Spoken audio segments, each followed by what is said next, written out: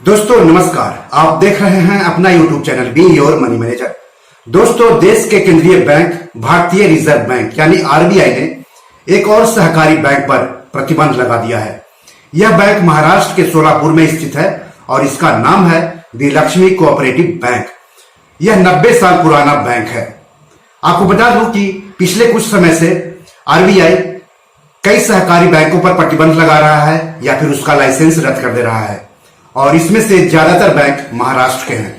इसलिए अगर आपका खाता महाराष्ट्र के सहकारी बैंक में है तो अपने बैंक को लेकर अलर्ट रहें। आपके बैंक से संबंधित कोई भी खबर आ रही हो तो उस पर नजर रखें। तो सोलापुर के दी लक्ष्मी कोऑपरेटिव बैंक पर 12 नवंबर 2021 को कारोबार की समाप्ति से आरबीआई ने प्रतिबंध लगा दिया है, यानी बैंक अब पाबंदी के साथ कारोबार करेगा। फिलहाल 6 महीने के लिए प्रतिबंध लगा है। अब इस प्रतिबंध का मतलब भी समझ लीजिए। तो बैंक भारतीय रिजर्व बैंक से लिखित रूप में पूर्व अनुमति लिए बिना कोई भी ऋण और अग्रिम मंजूर नहीं करेंगे। निधियां उधार लेने और नई जमा राशियां स्वीकार करने सहित अपने ऊपर कोई भी देयता नहीं लेंगे, यानी लायबिलिटी नहीं लेंगे। कोई भुगतान नहीं करेंगे और न ही भुगतान करने के लिए सहमत होंगे, भले ही भुगतान उनकी देनदारियों और दायित्वों की चुकौती से या अन्यथा संबंधित क्यों न हो।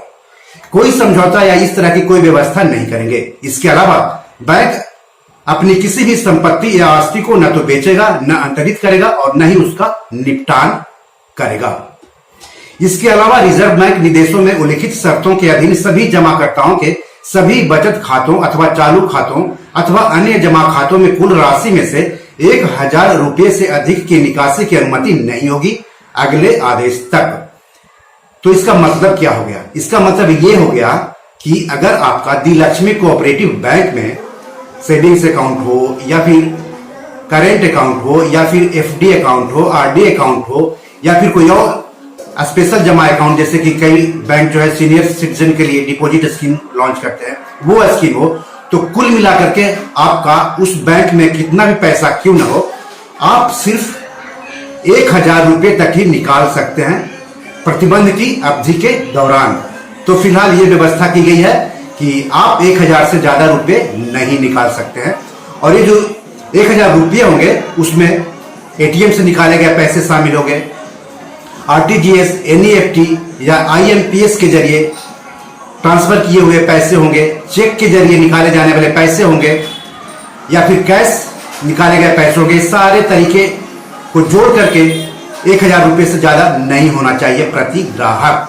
तो महाराष्ट्र के सोलापुर के दी लक्ष्मी कोऑपरेटिव बैंक लिमिटेड के ग्राहकों के लिए बुरी खबर है। 90 साल पुराना यह बैंक है और आरबीआई ने इस पर प्रतिबंध लगा दिया है 6 महीने के लिए।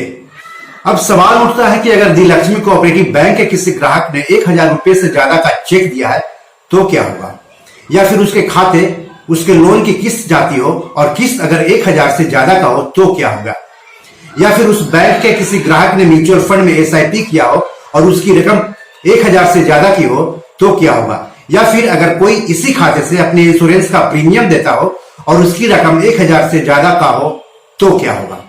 तो ऐसी स्थिति में हो सकता है चेक बाउंस हो जाए या फिर लोन की किस्त ना जा सके या फिर एसआईपी का पैसा ट्रांसफर ना हो सके या फिर इंश्योरेंस का प्रीमियम नहीं जा सके। तो अगर आप लोन की किस्त चुक करते हैं तो डिफॉल्टर घोषित हो जाएंगे। तो ऐसी स्थिति में ग्राहक द्वारा जारी किए गए चेक को रोक देना चाहिए और दूसरे बैंक का चेक देना चाहिए। लोन की किस्त के लिए भी जहां लोन है वहां से बात करके या तो किस्त दूसरे बैंक के चेक से जमा कर दे या फिर कैश में लोन की किस्त जमा कर दे या फिर दूसरे बैंक से ऑनलाइन पैसा ट्रांसफर कर दे। इससे लोन पर डिफॉल्ट होने से आप बच सकते हैं। उसी तरह एसआईपी के लिए दूसरे बैंक का चेक दे दें या फिर दूसरे बैंक से ऑनलाइन पैसा ट्रांसफर करें तो अच्छा रहेगा। और उसी तरह इंश्योरेंस का प्रीमियम भी दूसरे बैंक के चेक से करें या फिर दूसरे बैंक से ऑनलाइन ट्रांसफर करें या फिर अपने इंश्योरेंस एजेंट या इंश्योरेंस कंपनी से बात करें। दी लक्ष्मी कोऑपरेटिव बैंक पर प्रतिबंध लगाते हुए भारतीय रिजर्व बैंक ने यह भी साफ कर दिया है कि उपरोक्त निर्देशों का यह अर्थ भारतीय रिजर्व बैंक द्वारा बैंक का लाइसेंस निरस्त करना नहीं है। बैंक अपनी वित्तीय स्थिति में सुधार होने तक प्रतिबंधों के साथ बैंकिंग कारोबार करना जारी रखेगा। रिजर्व बैंक परिस्थितियों के आधार पर इन निर्देशों में संशोधन करने पर विचार कर सकता है, यानी अभी तक लाइसेंस रद्द नहीं किया गया है। बैंक को अपनी स्थिति सुधारने के लिए समय दिया गया है और अगर बैंक अपनी स्थिति सुधार लेता है तो हो सकता है यह प्रतिबंध आरबीआई द्वारा हटा लिया जाए और बैंक के ग्राहक पहले की तरह ही बैंक के साथ कारोबार करना जारी रखेंगे। ये निर्देश 12 नवंबर 2021 को कारोबार की समाप्ति से 6 महीने की अवधि के लिए लागू रहेंगे और समीक्षाधीन रहेंगे। दोस्तों, इन दिनों बैंक में पैसा रखना काफी रिस्की हो गया है। ना जाने कब कौन सा बैंक डूब जाए, ना जाने कब किस बैंक का लाइसेंस आरबीआई रद्द कर दे, ना जाने आरबीआई कब किस बैंक पर प्रतिबंध लगा दे और उसके बैंक खाता धारकों को पैसा निकालने पर लिमिट लगा दे। कहना मुश्किल है। इसलिए जिस बैंक में आपका खाता, उस बैंक को लेकर के आप काफी सतर्क रहें। आरबीआई है, सरकार है, वित्त मंत्रालय है, लेकिन फिर भी बैंकों में रखे अपने पैसों की सुरक्षा को लेकर आप सतर्क रहें, क्योंकि आपके पैसों पर लुटेरों की नजर है। कब कौन पैसा लूटकर भाग जाएगा, कहना मुश्किल है। जब आपका पैसा लूट जाएगा तो पछताने के सिवाय आपके पास कोई विकल्प नहीं रहेगा। कई बैंकों या डीएचएफएल जैसी गैर बैंकिंग वित्तीय कंपनियों के जमाकर्ताओं के साथ ऐसा ही हो चुका है। इसलिए पैसा आपका है, उसकी सुरक्षा भी आप ही कीजिए। तो जिस भी बैंक में आपका खाता है, उसको लेकर के सतर्क रहिए। तो बी योर मनी मैनेजर में आज इतना ही। नमस्कार।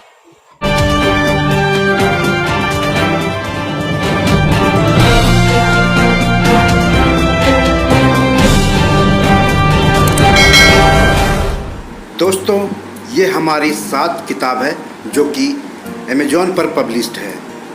आप इसको डाउनलोड करके पढ़ सकते हैं। इसमें आपको पैसों के बारे में, निवेश के बारे में हिंदी में अच्छी जानकारी मिलेगी। साथ ही साथ कुछ कविताओं की भी किताब है जो ज़िंदगी की हकीकत बताएगी। तो इसे आप डाउनलोड कर सकते हैं। डिस्क्रिप्शन में इसके लिंक दिए हुए हैं।